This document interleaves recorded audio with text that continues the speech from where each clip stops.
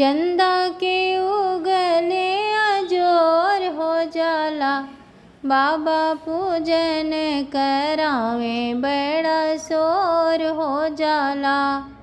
ब्रह्मा भी आए विष्णु भी आए, शंकर जी के आइले में देर हो जाला, बाबा पूजन करावे बड़ा शोर हो जाला।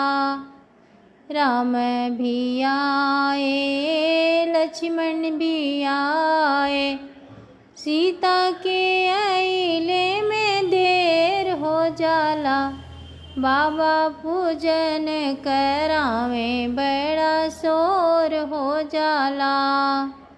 कृष्ण भी आए दाऊ भी आए, राधा के आइले में देर हो जाला, बाबा पूजन करावे बड़ा शोर हो जाला।